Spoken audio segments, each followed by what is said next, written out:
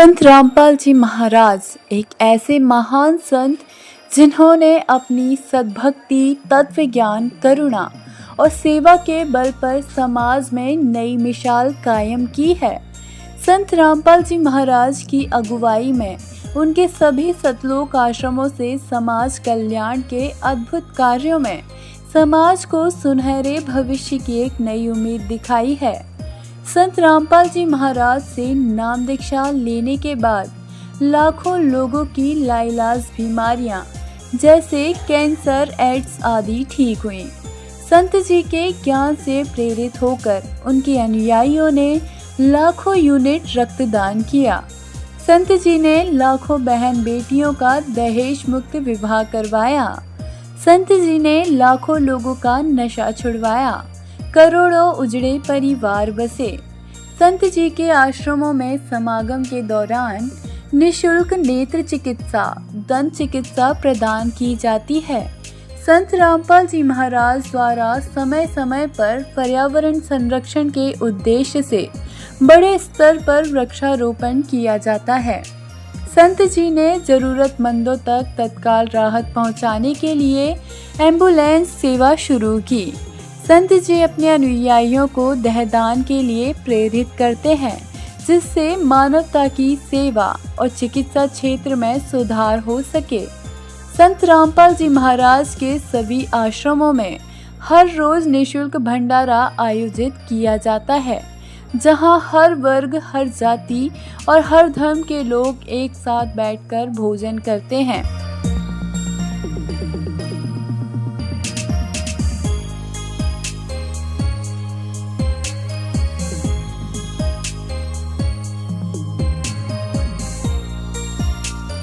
संत रामपाल जी महाराज के आश्रमों में हजारों बुजुर्गों को सम्मान और प्यार के साथ जीवन जीने का अवसर मिलता है। उनके खाने, रहने और स्वास्थ्य की पूरी जिम्मेदारी संत रामपाल जी महाराज उठाते हैं। अनाथ बच्चों के लिए संत रामपाल जी महाराज के सभी आश्रम किसी वरदान से कम नहीं हैं। यहाँ उन्हें शिक्षा, संस्कार और भविष्य के लिए बेहतर अवसर प्रदान किए जाते हैं। चाहे बाढ़ हो, भूकंप या महामारी, संत रामपाल जी महाराज और उनके अनुयायी हमेशा ही जरूरतमंदों के लिए सबसे आगे खड़े रहते हैं। कोविड महामारी के दौरान संत रामपाल जी महाराज के आश्रमों से करोड़ों लोगों के लिए भोजन, दवाइयाँ और जीवन रक्षक सामग्रियां उपलब्ध कराई गई। चाहे गरीब की मदद हो या किसी शोषण और पीड़ित वर्ग के हक और सम्मान की लड़ाई, संत रामपाल जी महाराज ने हमेशा ही उनकी दबी आवाज़ को सरकारों तक पहुंचाया है और उन्हें उचित न्याय दिलवाने में अहम भूमिका अदा की है। समाज में आध्यात्मिक और सामाजिक मूल्यों के प्रति जागरूकता लाने में संत रामपाल जी महाराज हर कदम पर मानवता के सच्चे सेवक साबित हुए हैं। संत रामपाल जी महाराज का जीवन हमें सिखाता है कि सच्ची सेवा वही है जो निस्वार्थ भाव से की जाए। आइए हम भी इस महान सेवा के कार्य में इस महान संत से जुड़ें और संत रामपाल जी महाराज से नाम दीक्षा लेकर अपना जीवन धन्य बनाएं।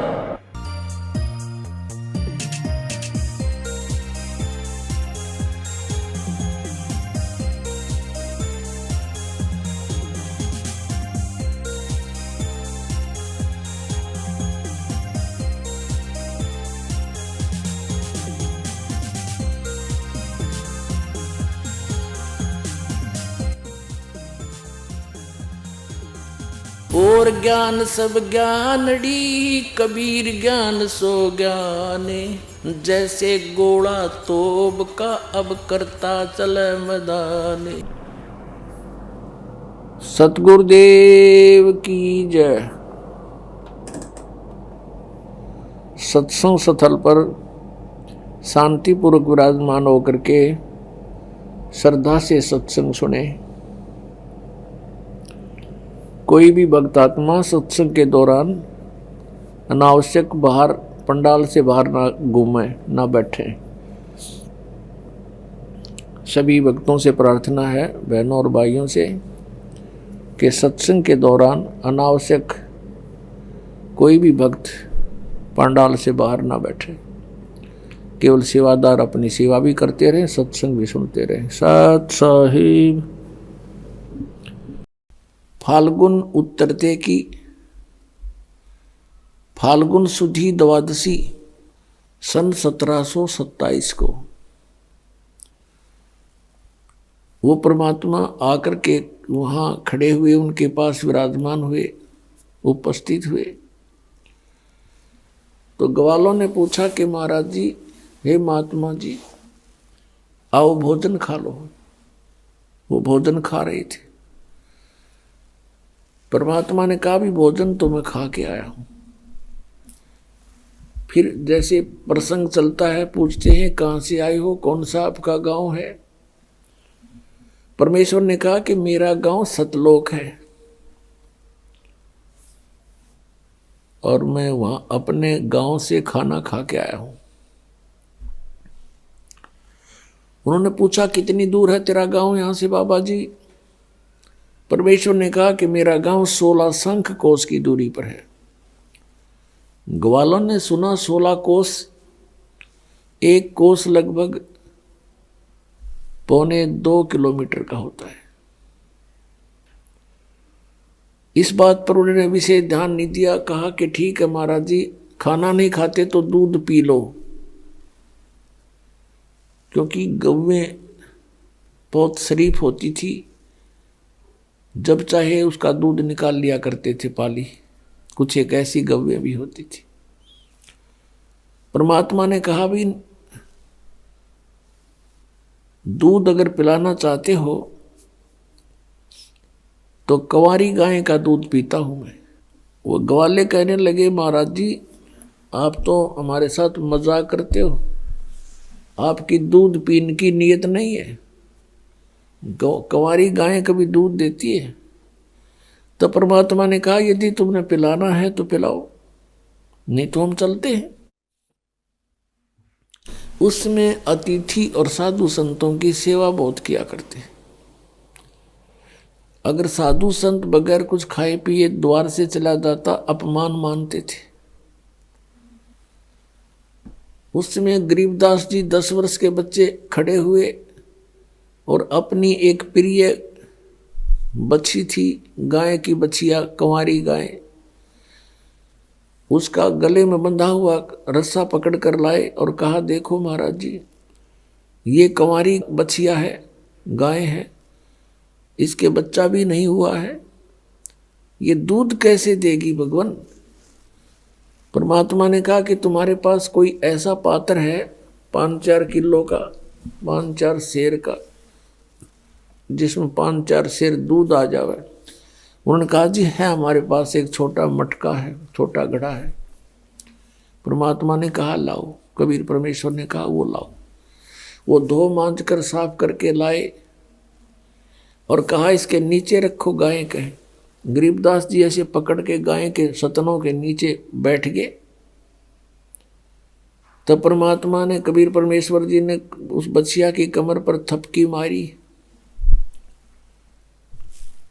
लंबे लंबे सतन हो गए और दूध की धार बह चली। वो पात्र भरते ही अपने आप बंद हो गई। गरीबदास जी 10 वर्षीय बालक ने परमेश्वर के सामने लाकर रखा कि ले भगवान, आपकी ही कृपा से दूध प्राप्त हुआ है कंवारी बछिया के, कंवारी गाय के, पी लो। आधा परमेश्वर ने मुंह लगा के पी लिया और शेष कहा अन्य जितने भी ग्वाले बैठे थे पाली, उन पालियों से कहा कि ले भाई तुम भी पी लो बच्चों, अमृत है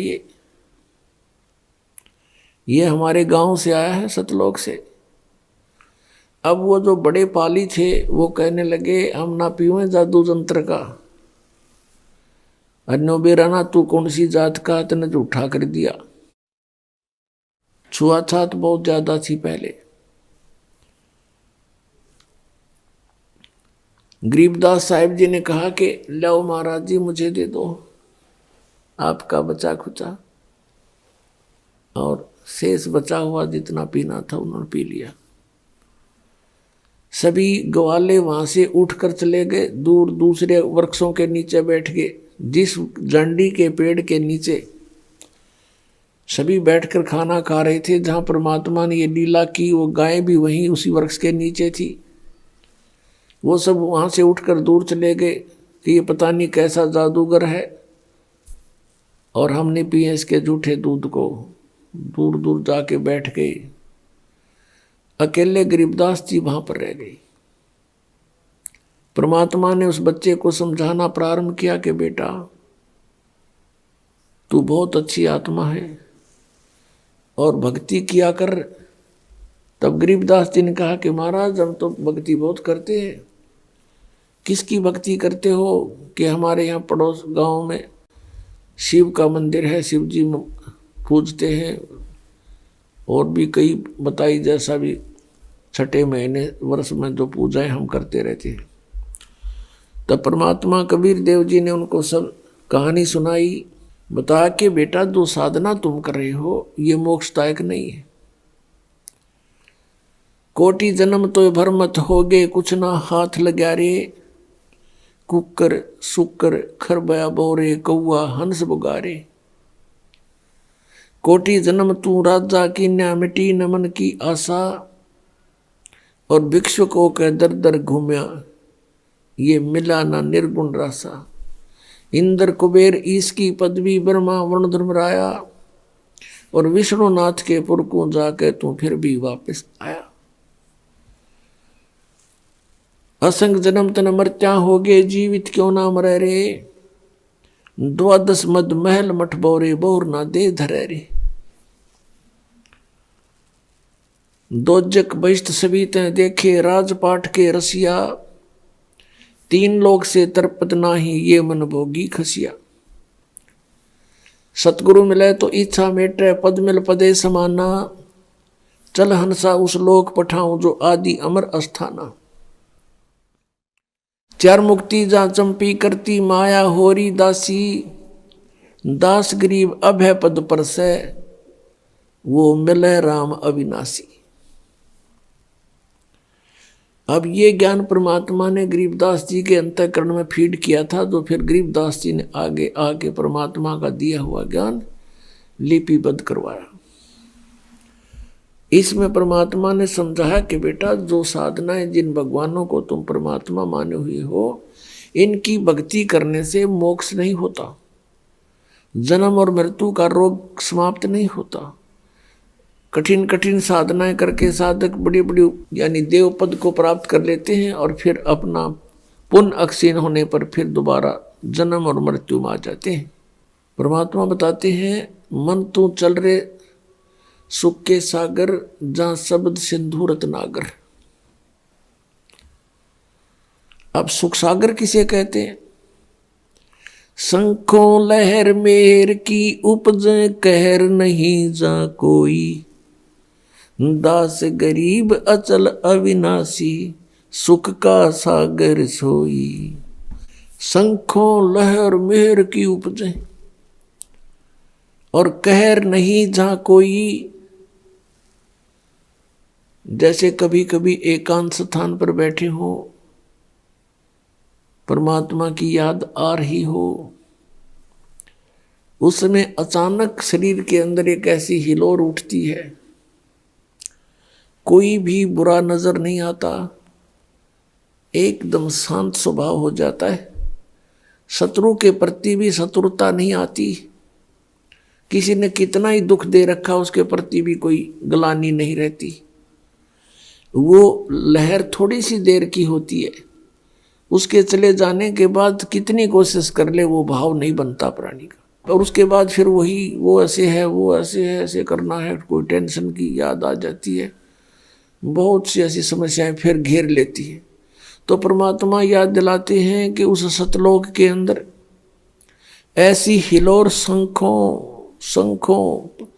वहाँ इतना सुख रहता है सदा। शंखों लहर मेहर की उपजें, और कहर नहीं जा कोई। दास गरीब अचल अविनाशी, सुख का सागर सोई।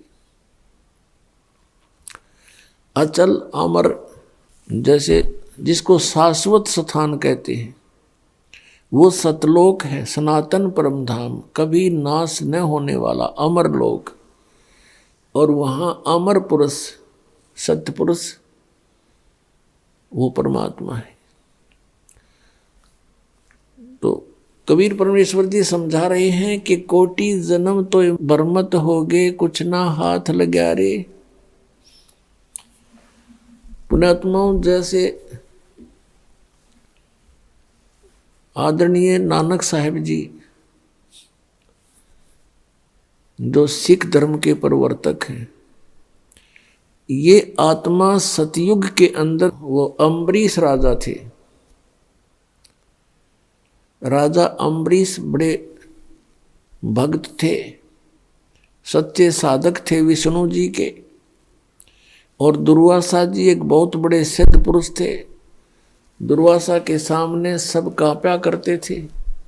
दुर्वासा जी उनके घर पर चले गए और उनको कुछ आध्यात्मिक मार्ग अपने हिसाब से बताने की चेष्टा की। और राजा अम्बरीश ने उनकी उस समय तो स्वीकृति दे दी, लेकिन बाद में अपनी क्रियाएं वही रखी। दूसरी बार जब दुर्वासा जी आए, उसने देखा कि वही क्रियाएं कर रहा, तो उसको बड़े दुख हुआ कि तूने मेरी आज्ञा का पालन नहीं किया। राजा अम्बरीश को समाप्त करने के लिए, मारने के लिए एक सुदर्शन चक्र छोड़ दिया। और वो इतना तेज जैसे आग का पूरा गोला हो, और अम्बरीश की तरफ फेंक दिया। सामने बैठे थे अम्बरीश के चरण छूकर वो सुदर्शन चक्र वापस दुर्वासा को मारने के लिए चल पड़ा। अब दुर्वासा वहां से भाग लिया अपनी जीवन रक्षा के लिए। भगवान ब्रह्मा के पास गया, ब्रह्मा ने मना कर दिया कि ऋषि जी यहाँ से जाओ, ये मेरे बस की बात नहीं है, इसे तेरी रक्षा करना। फिर शिव जी के लोक में गया, दौड़ा दौड़ा ऊपर सिद्धि से उड़कर, और पीछे पीछे सुदर्शन चक्र चल रहा है। शिव जी ने भी देखा कि ये तो बहुत खतरनाक शस्त्र है, और ऋषि जी यहाँ से जाइए, यहाँ से जाइए, मैं नहीं इसे तेरी रक्षा कर सकता। विष्णु जी के लोक में गए, और विष्णु जी का पुजारी था अम्बरीश। तो विष्णु जी ने पूछा कि क्या बात करी, क्या गुस्ताखी कर दी ऋषि जी आपने। तब उसने सारी कहानी बताई कि गलती मेरी ही है। तब विष्णु जी ने कहा कि ऋषि जी, ये भक्ति मार्ग है, आप जाओ और राजा अम्बरीश के चरण छुओ, वो अक्षमा करेंगे तो तू अक्षमा होगा, अन्यथा नहीं। अब वहां उसके पैरों तले की जमीन खिसकी। दुर्वासा ऋषि के हाथ जोड़कर कहता, भगवान आपके दरबार में मेरी रक्षा नहीं है, और कहाँ होगी। विष्णु जी कहने लगे, आप जाइए, जो मैंने कहना था कह दिया। अब दुर्वासा वहां से भाग गया। फिर आकाश में उड़कर पीछे पीछे वो सुदर्शन चक्र अम्बरीश राजा के चरणों में आकर के वो दुर्वासा गिर गया और कहा, मेरी रक्षा करो, मुझे बचा दो। तब अम्बरीश राजा ने कहा कि ऋषि जी, मैंने कुछ नहीं किया, आपका किया आपको मिला है। और बात सुनो ऋषि जी, ये भक्ति मार्ग है, इसमें किसी के साथ जोर जबरदस्ती नहीं करनी चाहिए।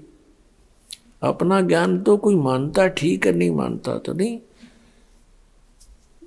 तब उसने पकड़ के सुदर्शन चक्र को शांत कर दिया अम्बरीश राजा ने, और पकड़ा दिया, ले तेरा शस्त्र। जान बची लाखों पाए, 100 शुक्र मनाए हे ऋषि जी।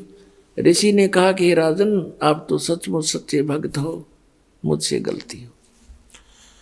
अब वो राजा अम्बरीश अगले जन्म में त्रेता युग में जन्मा। तब तक वो स्वर्ग आदि में अपना पुण्य अक्षीण करता रहा।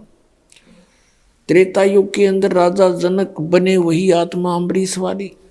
ऋषि सुखदेव जैसे महर्षि को कहीं ठिकाना नहीं मिला। राजा जनक से उपदेश लिया तब उसका कल्याण हुआ। इनका कल्याण कितना होता है, स्वर्ग तक पहुंच जाते हैं उन साधनाओं से, बस इसी को ये कल्याण मानते थे। अब दास जो आपको समझाना चाहता है, हम उसी पॉइंट पर आते हैं। अब राजा जनक जब अपना समय पूरा करके जाने लगा, विमान आया विष्णु के लोक तक। विष्णु का पुजारी था, विष्णु जी के लोक से विमान आया, उसमें बैठकर राजा जनक जा रहे हैं। अब इस काल के जाल को समझना है हमने, हम कैसे मार खाते हैं। अब जब इसका विमान जा रहा था तो रास्ते में एक नरक था, उसमें 12 करोड़ आत्माएं अपना पाप कर्म भोग रहे थे। हाहाकार मची थी, चिल्ला रहे थे, उनको कूटा जा रहा था, बुरी तरह पीटा जा रहा था, और किसी को कहीं यातनाएं, भयंकर यातनाएं दी जा रही थी। तब राजा जनक, क्योंकि साधु संत दयालु होते हैं, उन्होंने कहा अपने विमान चालकों से कि मेरा विमान रोको। विमान रोक दिया और पूछा कि ये रोने की आवाज कहाँ से आ रही है, पता करो। तो उन्होंने बताया कि जो लेकर जा रहे थे वो पार्षद, उन्होंने बताया राजन यहाँ पर एक नरक है और इस नरक में अपने पाप कर्म का भोग प्राणी भोग रहे हैं, उनको दी जा रही यातना से वो चिल्ला रहे हैं। राजा जनक ने कहा कि इनको सबको छोड़ दो, इनको सबको छोड़ दो। तब उन पार्षदों ने कहा कि राजन यहां आपका आदेश नहीं चलेगा, यहां तो धर्मराज का आदेश चलता है। तब उस राजा जनक ने कहा कि धर्मराज से मेरी बात कराओ। धर्मराज वहीं पर आ गए और कहा राजन आप चलिए, आप तो स्वर्ग के अधिकारी हो, ये तो नरक है। तब राजा जनक ने कहा कि आप इन सबको छोड़ दो और मेरे साथ स्वर्ग भेजो तो मैं जाऊं, नहीं तो मुझे यही छोड़ दो, मुझे भी इनके पास ही छोड़ दो। अब इतने दयालु थे पुण्यात्मा, ये दयालुता के काम आवेगी हमारे इस तरह की, हम मार न्यू खाते हैं। अब धर्मराज ने कहा कि ऐसे नहीं आपको यहाँ छोड़ सकते, आपको स्वर्ग के अधिकारी हो, स्वर्ग जाना पड़ेगा, ये नरक के अपना भोगेंगे कर्म, यहाँ तो जैसा कोई करेगा वैसा भोगना ही पड़ेगा। तो राजा जनक ने कहा कि फिर मुझे भी यहीं छोड़ दो, मैं नहीं जाने का। फिर धर्मराज ने एक विकल्प निकाला कि ऐसा करो, आप अपने कुछ पुण्य दे दो इनको, अपने पुण्य संकल्प कर दो, उन पुण्यों के आधार से इनको तेरे साथ वहां भेज देंगे। राजा जनक ने आधे पुण्य दे दिए अपने सारे। इन पुराणों के अंदर राजा जनक की जो हिस्ट्री हम पढ़ते हैं उसमें लिखा कि इन्होंने बहुत बड़े बड़े यज्ञ करे, लाखों करोड़ों व्यक्तियों को वहां पर साधु संतों को भोजन करे, भंडारे करे, गौवें दान करी ब्राह्मणों को, ऐसे यज्ञ किया करता था। अब जो पुण्य किए थे उनमें से आधे उन 12 करोड़ को दे दिए। वो 12 करोड़ आत्माएं नरक से निकाल ली गई, विमान में बैठा करके उनको भी राजा जनक के साथ स्वर्ग भेज दिया।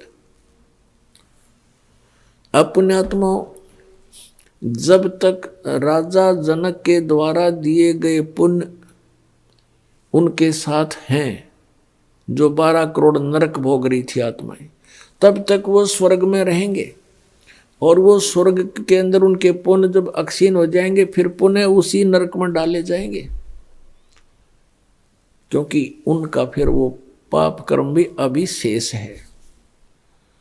और दूसरी तरफ राजा जनक के आधे पुण्य तो वहां गए, बाकी इसने वहां स्वर्ग के अंदर नाच कूद करके, गाने गुणे देख सुन के वहां किए, इनके कर्म बिगड़वा दिए, पुण्य समाप्त हो गए। उसके बाद फिर राजा जनक का जन्म हुआ, उसी आत्मा का, अम्बरीश वाली आत्मा का। भारतवर्ष में पहले ज्वाइंट भारत था जो, पश्चिमी पाकिस्तान के तलवंडी गांव में श्री कालूराम मेहता खत्री अरोड़ा के घर पे, और उनका नाम रखा गया नानक चंद। अब पहले जब यही पुण्यात्मा राजा थे, राजा अम्बरीश राजा जनक रूप में, तो इनके लाखों नौकर होते थे, सैनिक होते थे। पुण्य क्षीण होने के बाद वही आत्मा फिर स्वयं एक सुल्तानपुर नगर में, सुल्तानपुर शहर में एक नवाब के यहाँ स्वयं नौकर लगे। और यदि परमात्मा उनको नहीं मिलते तो इस कलयुग में तो पाप ही पाप हैं, कोई पुण्य बनता ही नहीं। तो वही आत्मा फिर 84 लाख योनियों में चले जाते हैं। वो परमात्मा कितने दयालु हैं। अब इस प्रसंग को यहीं समाप्त करते हैं। अब हम फिर आते हैं वापस कि कोटि जन्म तन भर मत होगे, कुछ ना हाथ लगा रे। कुकर सुकर खरबया बोरे, कौआ हंस बुगारे। कोटि जन्म तू राजा की, न मिटी न मन की आशा। भिक्षुक होके दर दर घूम्या, वो मिला ना निर्गुण रासा। कोटि जन्म तू राजा की न,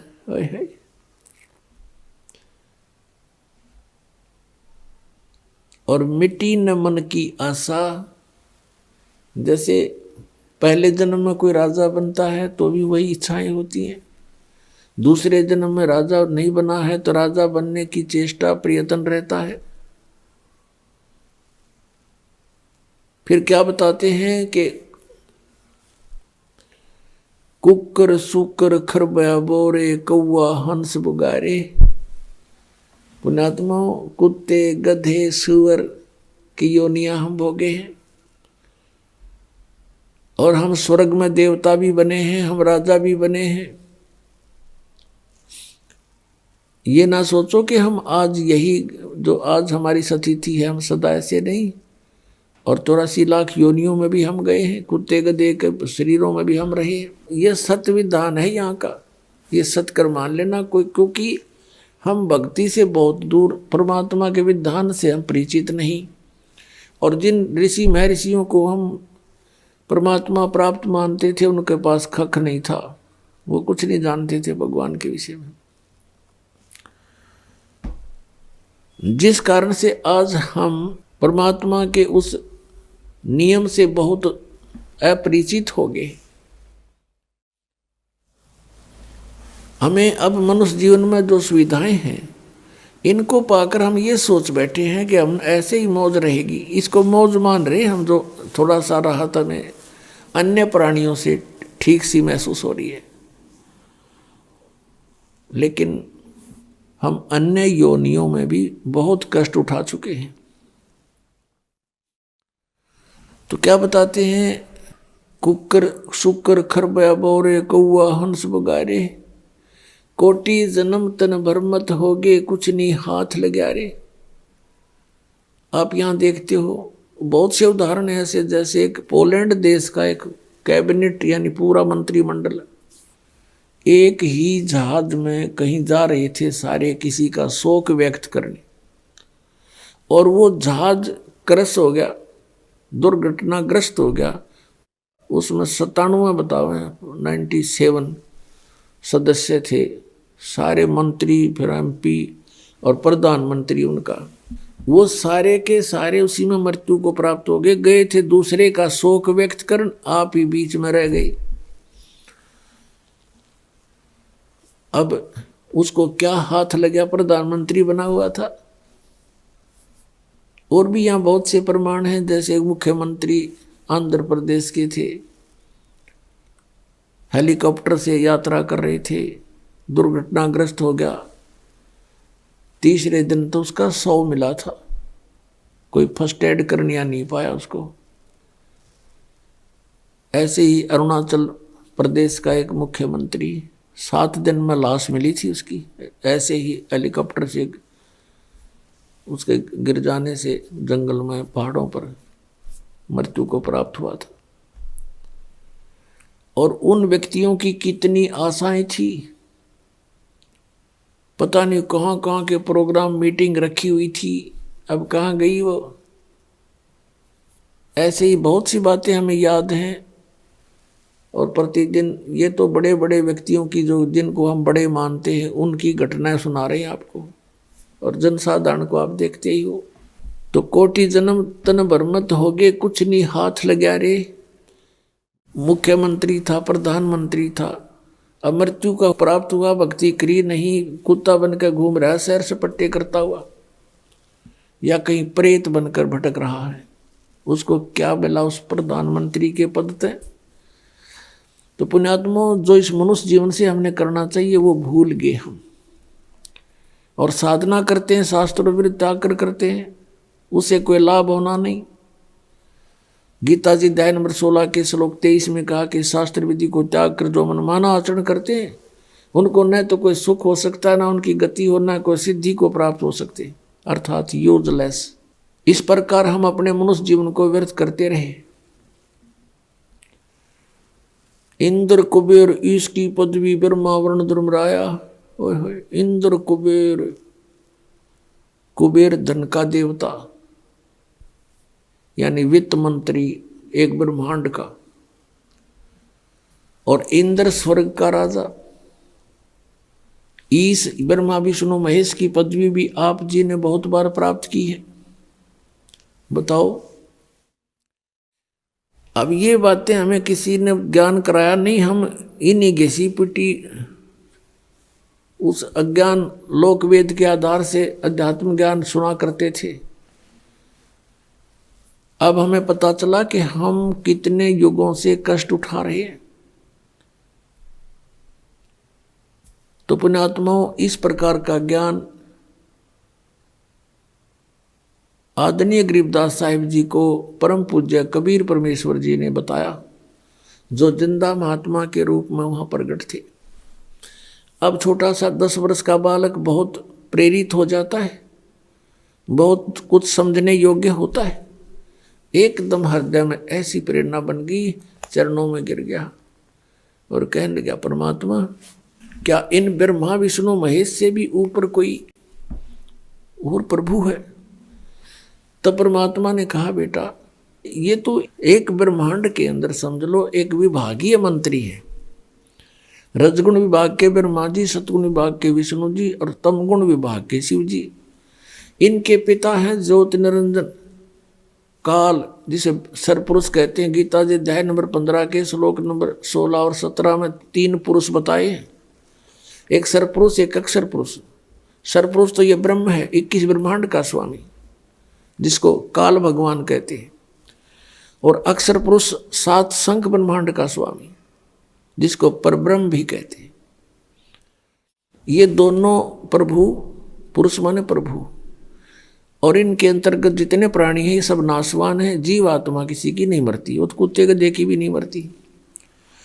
15वें अध्याय के 17वें श्लोक में फिर कहा है कि उत्तम पुरुष तू अन्य परमात्मा इति उदाहरते। उत्तम पुरुष यानी श्रेष्ठ परमात्मा तो इन ऊपर वर्णित 16वें श्लोक में कहे दोनों पुरुषों से, सरपुरुष और अक्षर पुरुष से भी कोई और है, अन्य है, और वही परमात्मा कहता है, और वही तीनों लोकों में प्रवेश करके सबका धारण पोषण करता है। वो उल्टे लटके संसार रूपी वृक्ष की मूल है, जड़ है। तो इस प्रकार गरीबदास साहिब जी को परम पूज्य परमेश्वर कबीर जी ने सर्व ब्रह्मांडों की रचना का ज्ञान कराया। बच्चा बड़ा ध्यान से सुन रहा है, और फिर प्रेरणा हुई कि हे परमात्मा, आप तो समर्थ हैं। जब आप एक कंवारी गाय का दूध निकाल सकते हो मालिक, आप सब कुछ कर सकते हो। छोटे से बालक का हुआ, बहुत बड़ी बात खटक गई उसका, और कहा, परमात्मा, मुझे अपना गांव दिखा दो। आप कहाँ से आए हो, मुझे भी ले चलो एक बार आपके गांव में। और गरीबदास साहिब जी ने पूछा कि प्रभु, ये इतना स्वादिष्ट दूध मैंने कभी नहीं पिया। दूध डेली पीता हूं मैं, लेकिन जो दूध आज इस कंवारी गाय से मुझे प्राप्त हुआ आपकी कृपा से, ऐसा स्वादिष्ट दूध मुझे कहीं नहीं मिला। तब परमात्मा ने कहा, बेटा ये यहाँ के लोगों का दूध नहीं, ये मेरे गांव से दूध आया था, सतलोक से। हे परमात्मा, जब वहां का यहाँ कैसे पहुंचा, ये मेरी शक्ति का काम है। तब कहा, मुझे भी एक बार आप ले चलो वहां पर। तब परमेश्वर ने उस आत्मा को साथ लिया, ब्रह्मा विष्णु महेश का स्थान दिखाया, उनकी सतीथि से परिचित कराया। यहाँ के न्यायाधीश जो सबका लेखा जोखा करता है, सबको दंड देना है या कोई स्वर्ग प्राप्ति करवानी है, जहाँ सबका अकाउंट होता है, वहाँ पहुँच गए गरीबदास जी को लेकर के। जो ही परमात्मा कबीर देव जी जिंदा महात्मा के रूप में, जिंदा संत कैसे होते, मुसलमानों के अंदर होते हैं, एक ओवरकोट सा पहनते हैं, एक काला सा ओवरकोट पहनते हैं घुटनों से नीचे तक का, और एक कच्छा पहनते हैं घुटनों से ऊपर तक का, और एक काला सा टोप ऐसे लंबे से ढंग से बना करके चद्दर का। वो ऐसी वेशभूषा वाले को जिंदा महात्मा कहते हैं। और परमात्मा जब भी जिस आत्मा को मिले, इसी वेश में मिले हैं। जब वहां पहुंचे तो परमात्मा धर्मराज के दरबार में, यहाँ के चीफ जस्टिस के दरबार में पहुंचे, 21 ब्रह्मांड के।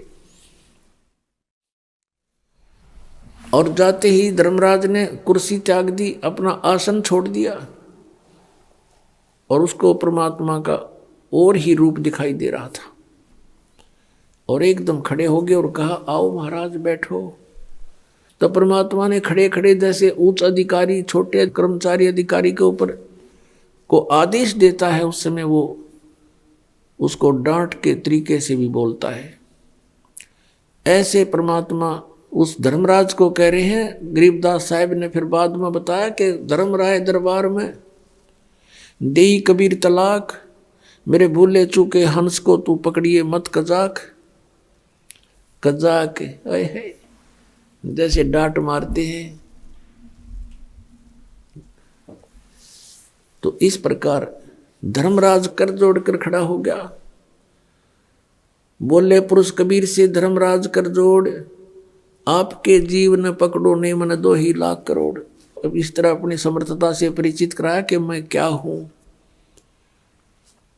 फिर वहां से निकल कर वहां पहुंचे परमात्मा, जहां ये काल बैठा था 21वें ब्रह्मांड के अंदर, और जहां से सतलोक जाने का एक रास्ता है, वहां ये चौकस रहता है कोई प्राणी इधर से निकल ना जावे। और जो ही परमात्मा वहां पहुंचे और परमेश्वर ने गरीबदास जी से कहा कि बेटा देखना, ये है वो काल भगवान, वो बैठा काल, और ये कभी किसी के सामने नहीं आता, इसने प्रतिज्ञा कर रखी है। गीता जी अध्याय नंबर 7 के श्लोक 24-25 में ये कहता है, अर्जुन श्री कृष्ण में प्रवेश करके बोल रहा है कि अर्जुन, मेरा ये वास्तविक रूप है, विराट रूप। जैसे 11वें अध्याय के 47, 48, 32 और 21 में अर्जुन भी उसको आंखों देख करके विवेचन करता है, बता रहा है, और वो खुद भी कहता मैं काल हूं और अब प्रगट हुआ हूं, और ये है असली रूप मेरा, जिसको देखकर अर्जुन जैसे योद्धा भी कांप रहे थे। तो ये 7वें अध्याय के 24-25 में कहता है कि अर्जुन, मैं अपनी योग माया से छुपा रहता हूं, मैं कभी किसी के समक्ष नहीं होता अपने इस ओरिजिनल रूप में, जो मेरा काल रूप है। तो वहां वो अपने काल रूप में बैठा था। परमात्मा को देखकर वो एकदम चौकस हुआ कि कौन आ गया इधर। तब परमेश्वर ने कहा, देखना बेटा, ये किसी को नहीं जाने देता इधर से, चाहे ब्रह्मा हो, चाहे विष्णु, चाहे शिव, यहाँ नहीं आ सकता, किसी की हिम्मत नहीं। और मैं इब सतनाम का जाप करूंगा, एक सतनाम मंत्र है 2 अक्षर का, उसका जाप करूंगा, और देखना ये कैसे हो जाएगा। अब परमात्मा ने लीला करनी थी, 2 अक्षर का नाम वो सतनाम जाप किया और एकदम नीचे को गर्दन कर ली, नहीं तो यूं ऐसे आंकड़ा बैठा था, कौन आ गया, एकदम नीची गर्दन होगी, यूं विवश हो गया उस मंत्र के जाप के सामने। और कबीर साहब ने उसके सिर पे पैर रखा और कहा आजा बेटा चल ऊपर को। अब क्या बताते हैं कबीर साहब, जैसे फणपति मंत्र सुन रखे फन सकोड़ी, ऐसे बीरा मेरे सतनाम से यू काल लेवे मुंह मोड़े। ये सतनाम इतना प्रबल है 2 अक्षर का कि जैसे फनपति, फनपति माने सर्प, सांप, और ऐसे फन फैलाए खड़ा हो और गारडू एक मंत्र बोल देता है सुपेरा, उस मंत्र के बोलते ही वो अपने फन को नीचे कर लेता है, सकोड़ लेता है, यानी इकट्ठा कर लेता है, फैलाया नहीं रह सकता वो, उसमें कोई क्रियाकरण की हिम्मत नहीं रहती। परमात्मा बता रहे हैं कि ऐसे मेरे सतनाम के सामने यूं काल मुंह मोड़ लेता है, झुक जाता है। जैसे फनपति मंत्र सुन राखे फन सकोड़, ऐसे मेरे सतनाम तयू काल लवे मुंह मोड़े। अब ऊपर जाकर के जब क्या देखा, सतलोक में प्रवेश किया 12वें द्वार में। अभी तक हमने 10वां द्वार सुना था, क्योंकि इनकम्प्लीट नॉलेज, इनकम्प्लीट बिल्कुल उलट बेकार व्यर्थ का ज्ञान सुना हुआ था। ये केवल एक ब्रह्मांड तक की है ये 10वां द्वार,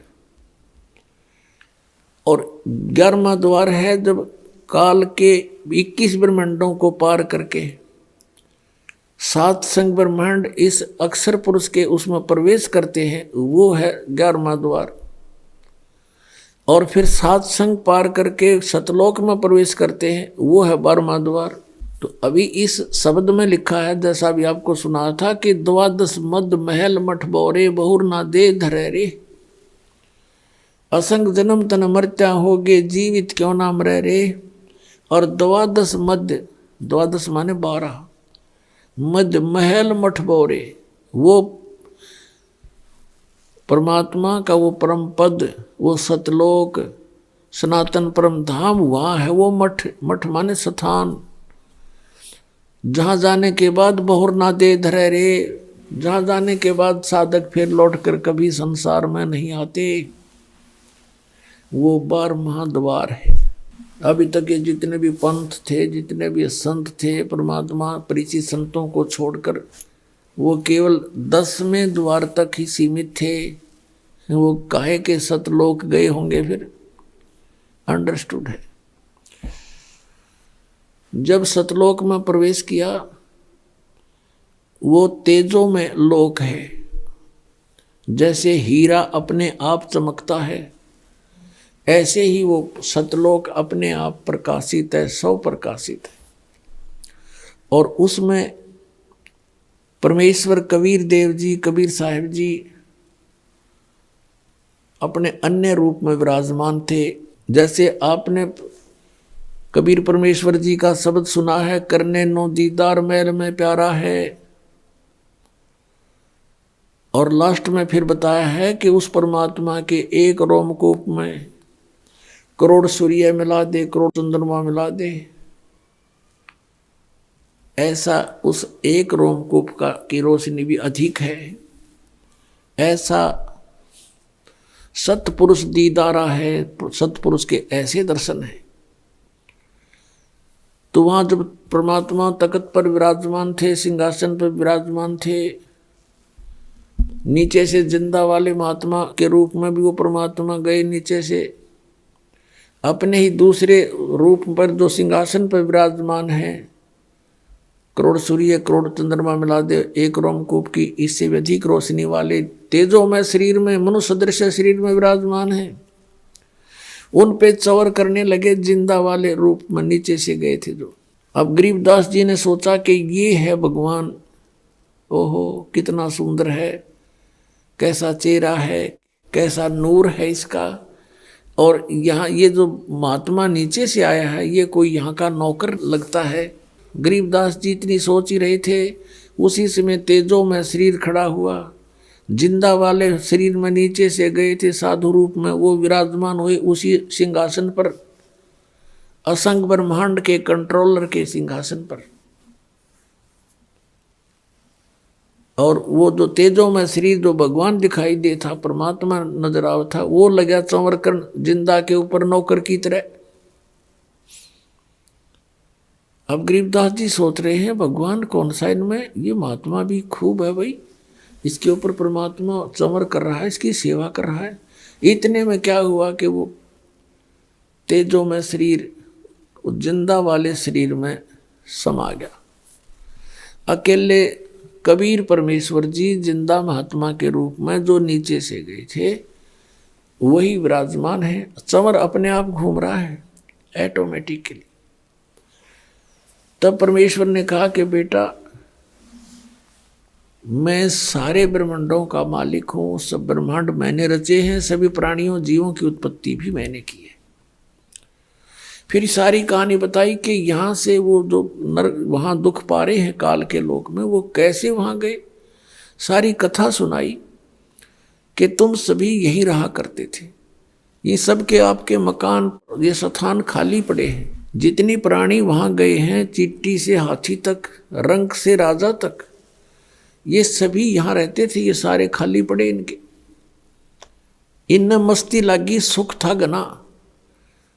और यहाँ एक ज्योत निरंजन नाम का अंडे से निकला हुआ प्राणी था, आत्मा था। उसने कुबद छाई, एक पैर पे खड़ा होके तप करने लगा। उसके ऊपर ये सब आसक्त हो गए, उसकी उस ड्रामाबाजी को देखकर, उसकी एक्टिंग को देखकर, जो आजकल के लोग में कष्ट पा रहे हैं। मैंने बहुत बार उनसे कहा कि तुम मस्त रहो बच्चों, इसकी क्रिया को मत देखो।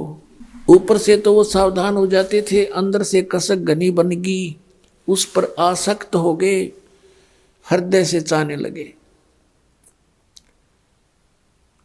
जब उसने कहा कि मुझे जीव दे दो, तो मैंने उनसे पूछा था क्या तुम जाना चाहते हो, सभी ने सभी करती दे दी थी, इसलिए उसके साथ भेजने पड़ गए मुझे। और देखो बेटा, यहाँ कितना सुख है और वहाँ क्या हो रहा है। कभी फ्लड आ जाता है, कभी अकाल गिर जाता है, किसी की रोग से मृत्यु, कभी महामारी फैल जाती है, कहीं जल उपलब्ध नहीं है तो कहीं फ्लड ही फ्लड है। ऐसे स्थान पर चले गए, इस सर्व सुखदायी प्लेस को छोड़कर, स्थान को छोड़कर। अब गरीबदास जी बालक थे, आंखों में आंसू आ गए और कहने लगे भगवान हम तो घने नालायक हैं, हम तो महान पापी आत्मा हैं।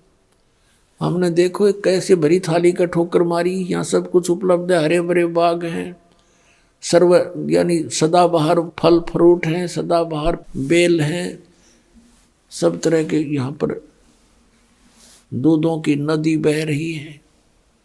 और हम वहाँ उस कंगाल लोक में चले गए और कहा भगवान मुझे यहीं रख लो दाता, वहाँ मत भेजो। तब परमात्मा ने कहा बेटा ऐसे नहीं, आपको जाना पड़ेगा और मैं आपको ऐसा मंत्र दूंगा सतनाम, 2 अक्षर का, उस सतनाम के जाप को करना और मेरी महिमा को सुनाना सबको। आपने ये देख लिया भगवान कौन है और भक्ति करके आप यहाँ आ सकते हो। आप जब यहाँ से गए तो बहुत पुण्य थे आपके, अब वहाँ पुण्य रहे नहीं, उसने अब लूट लिया तुम्हारे को। और फिर वो इतना ही समर्थ सक्षम होकर तुम यहाँ आ सकते हो भक्ति के बल से। और एक मंत्र में ऐसा दूंगा तुम्हें, वह भी बताना नहीं किसी को, लेकिन लिख देना सारी वाणी में। मैं तुझे एक वाणी दूंगा, एक ज्ञान भरूंगा तेरे अंतःकरण में, उसको फिर तू बोल बोल के सुनाना। गरीबदास जी से कहा बेटा आपको जाना पड़ेगा, आपके भाई बहन हैं, वो काल से भ्रमित है, उनको ये ज्ञान सुनाना अति अनिवार्य हो गया। तब गरीबदास जी ने कहा, जो आपकी आज्ञा प्रभु, मेरे साथ रहना मालिक। बहुत गंदा लोग है वहाँ, तो विचलित हो जाऊं कहीं मैं परमात्मा। परमेश्वर ने कहा, बेटा घबरा मत, मैं तेरे साथ रहूंगा। ज्यों बच्छा गऊ की नजर में, यूं साईं को संत, और भक्तों के पीछे फिरे वो भगत वत्सल भगवंत। अब उधर से क्या होता है, फिर बताया कि बेटा मैं 120 वर्ष बनारस में काशी में रहा हूं। 120 वर्ष में काशी में एक कबीर नाम से धानक जुलाहे रूप में लीला की मैंने, और मेरा उद्देश्य वहाँ था जनता को समझाना, तत्व ज्ञान बताना, और वो ज्ञान मैंने वहाँ लिपिबद्ध करवाया था अपने मुख से बोल कर, यथार्थ ज्ञान। अब उसमें काल के दूत प्रवेश हो चुके हैं, उन्होंने उस वाणी को बहुत सा खराब कर दिया है, उस ज्ञान को। अब मैं तेरे अंदर वो ज्ञान पुनः भरूंगा, और आप वहाँ जाकर इसको प्रकट करना, और आने वाले समय में आपके भाई बहन आत्माओं को, पुण्य आत्माओं को काम आवेगा। अब गरीबदास जी ने ये बात बहुत अच्छी लगी। फिर कबीर परमेश्वर जी ने कहा कि मैं ही मिला था किस किस को,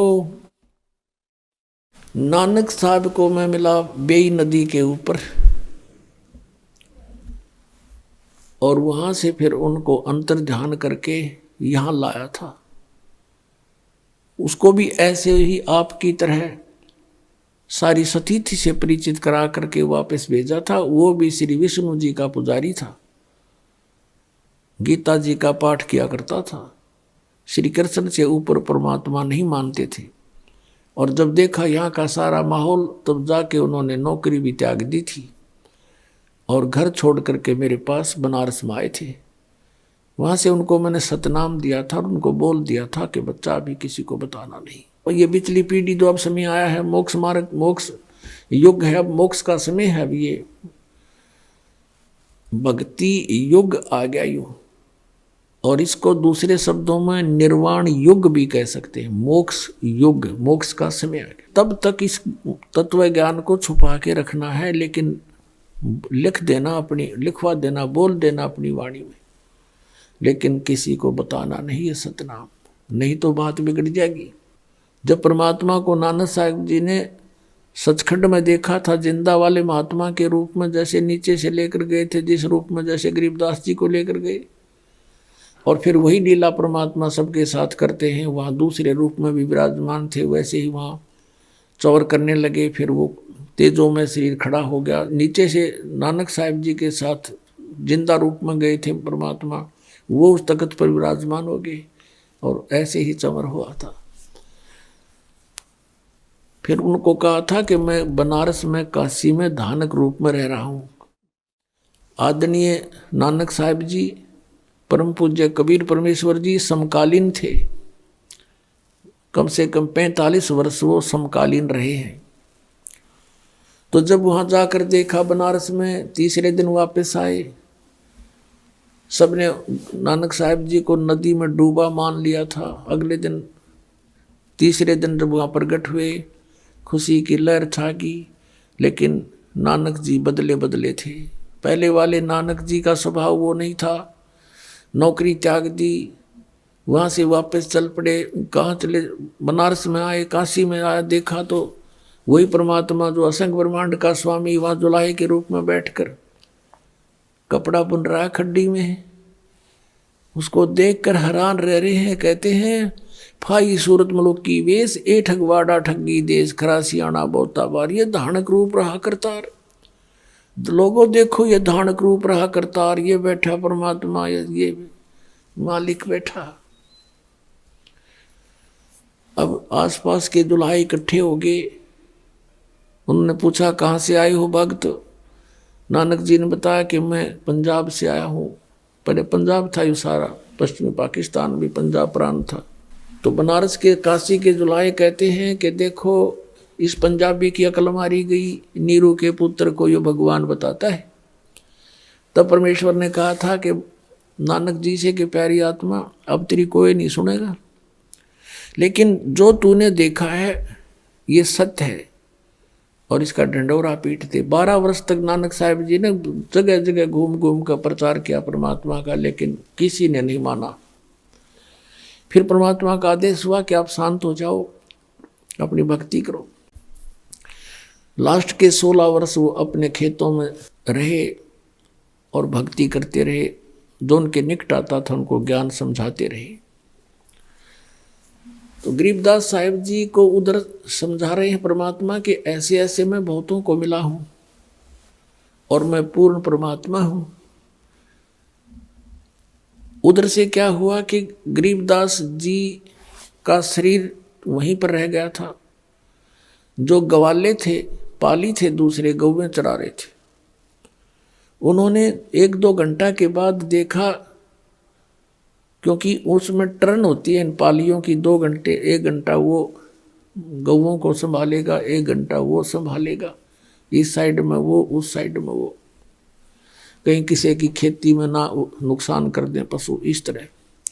तो जब उसका नंबर आया गरीबदास जी का, 1-2 घंटे के बाद उन्होंने संभाला कि भी वो लड़का कहाँ है। बोला, उसका नंबर आ गया, टर्न आ गई उसकी गौ घेरने की। वहां जाकर एक ने कहा, गरीबू, गरीबदास जी को गरीबू कहा करते थे, गांव में ऐसे ही बोलते हैं।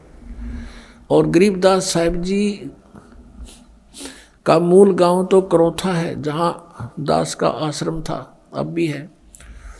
वहाँ मूल गांव तो वो था, और लेकिन वहाँ उनके नानके थे। गरीबदास साहिब जी की माता का कोई भाई नहीं था और उनके पिताजी के जमीन बहुत घनी थी। 1400 एकड़ जमीन थी। तो गरीबदास जी के पिताजी को वहाँ घर जमाई रख लिया था गरीबदास जी के नाना जी ने। और गरीबदास जी का जन्म भी वहीं हुआ था, छुडानी गांव में। तो वो लड़की का लड़का था वहाँ पर। तो कहने लगे, अरे वो लड़की का लड़का कहाँ लाओ, बुलाकर। आके उन्होंने आवाज़ लगाई, अरे गरीबू आजा, तेरा नंबर आ गया। अब गरीबू तो पहुँच रहा सतलोक में, वो तो यहीं का मटेरियल था, यहीं छोड़ना ही था, वो छोड़ के चले गए। निकट सी जाके आवाज़ लगाई, ऐसे बैठे थे आसान, ऐसे आम व्यक्ति बैठ जाता है। निकट सी जाके आवाज़ लगाई, रे गरीबू खड़ा हो ले। बिल्कुल साथ जाके देखे तो जैसे समाधि लगाए बैठा हो, पकड़ के उस किसी ने हलाया, जो बुलाने गया था, अरे भगत जी खड़ा हो। अब वो ऐसे गिर गए पीछे ने। देखा है तो मर गया, मृत्यु होगी। दूसरे पालियों को बुला, आ जाओ आ जाओ, तो मर गया लड़का। सब भाग कर आए, देखा सचमुच तो मर गया।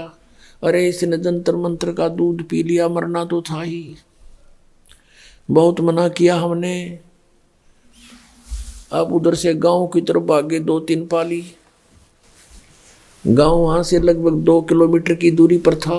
छोटा सा गांव था। संदेशा मिलते ही सब सन्नाटा छा गया कि वो लड़की का लड़का ऐसे ऐसे मर गया, किसी बाबा जी ने जंतर मंत्र का दूध पिया दिया उसने, कुंवारी गाय का निकाल के।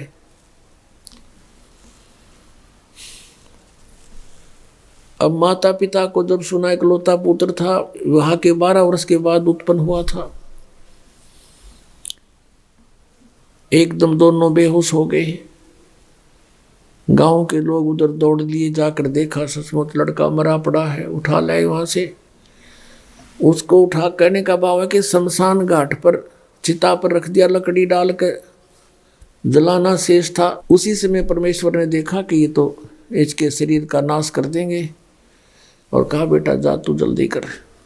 उनको सेकंड के अंदर वापस भेज दिया। शरीर में प्रवेश हो गए। प्रवेश होते ही वो एकदम अपने आप जो बंधन बांध रखे थे शव के ऊपर टूट गए। ऐसी हलचल हुई, एकदम उठ गए। उठ के नीचे उतर के खड़े हो गए बच्चे। सब ने खुशी मनाई, लड़का जीवित हो गया, लड़का जीवित हो गया। लेकिन लड़का जीवित तो हो गया, लेकिन वो बोल कुछ और रहा था। पहले वाली वाणी नहीं बोल रहा था, भाषा नहीं थी। वो अमृत ज्ञान जो परमात्मा ने उनके अंतःकरण में फीड किया था, और आंखों देखा जो उन्होंने सब कुछ देखा था, अब वो बोल रहा था। झूठे सुख को सुख कहे ये मान रहा मन मोदे, ये सकल चबीना काल का कुछ मुख में कुछ गोदे। अब सब उससे पूछ रहे हैं बेटा क्या हो गया था, वो बता ही नहीं रहे कौन था वो बाबा जी तेरे को जंतर मंत्र का दूध पिला दिया। वो कहा करते थे अनंत कोट ब्रह्मांड का एक रति नहीं भारे, सतगुरु पुरुष कबीर हैं ये कुल के सिरजनहारे। वो तो वाणी बोलने लग जाते, उनके प्रश्न का उत्तर वह देते नहीं थे। तो गांव वालों ने सोचा भी लड़का जीवित तो हो गया पर यू मेंटल हो गया, पागल हो गया। उनको बावड़ा कहने लगे गांव वाले, बावड़िया बावड़िया कहा करें गांव में, पागल हो गया पागल। ऐसे 3 वर्ष बीत गए और जहां भी घर वाले भेजे खड़ा खड़ा अपने वाणी बोल रहा, यही घंटों बोलता रहे। तो इलाज लूज भी करवाया, जंतर मंत्र झाड़े झूड़े लगवाए, जैसे गांव में ट्रीटमेंट होया करते थे। कोई वैद्य से दिखाया, सब कुछ कर लिया, लेकिन ऑल इन वेन, सब विफल हुए। तो सोचा कोई बात नहीं, या लड़की इस जैसा भी लड़का है इसको देखकर जीवित रहेगी, नहीं तो मर जाती है, अपना टाइम पास कर लेगी इस बावड़िए के साथ। ये सोचकर संतुष्टि कर ली उसके नाना जी ने और आसपास के सभी अन्य व्यक्तियों ने। अब 3 वर्ष के बाद एक दादू पंथ का एक साधु बना हुआ था, बनिया सेठ वैश्य, और वो 60-65 वर्ष की आयु का हो चुका था। घर से सन्यास लेकर के, बाल बच्चेदार था वैसे तो, सन्यास लेकर के दादू साहेब को भी परमेश्वर कबीर जी मिले थे। ऐसे जैसे गरीबदास जी को मिले थे, वैसे कहीं गांव से बाहर बनी में खेल रहा था। 7 वर्ष की आयु थी दादू जी की। सतलोक से आए परमात्मा ऐसे जिंदा महात्मा के रूप में उनको भी ज्ञान दिया, उनको उनकी आत्मा को भी सचखंड लेकर गए थे। और 3 दिन और 3 रात बेहोश पड़े रहे थे वो दादू साहब जी, 7 वर्षीय बालक। दादू जी साहब के साथ भी यही प्रक्रिया की थी जैसे गरीबदास जी के साथ हुई। सचखंड में सतलोक में देखा कबीर जी उस जिंदा महात्मा को अनंत कोट ब्रह्मांड के सिंहासन पर विराजमान, और परमात्मा ने कहा कि मैं कबीर हूँ, काशी में 120 वर्ष तक रहा था, मैं ही कबीर हूँ। ये डिटेल फिर बताएंगे इन अन्य संतों की। अब हम प्रसंग पर उसी पर आते हैं। अब उस दादू पंथ के अंदर वो दीक्षित था, उसका नाम गोपाल दास था, जो साधु बना हुआ था, बनिया लाला जी वैसे, और बड़ा अच्छा नेक व्यक्ति था। एक दिन वो छुड़ानी गांव में अपने किसी भगत के यहाँ रुक गया आके। उस भक्त ने कहा कि महाराज, साधु की विद्या को साधु ही ठीक कर सकते हैं। हमारे एक चौधरी का लड़का, यानी हमारे यहाँ लड़की का लड़का समझो, उसको एक संत ने कंवारी गाय का दूध निकाल के पिला दिया। उस दिन से वो मेंटल हो गया, वो तो मर गया था। परमात्मा ने सुन ली बेटी की, वो लड़का जीवित हो गया, और लेकिन पागल हो गया उस दूध को पी के। उसके दिमाग में फर्क हो गया।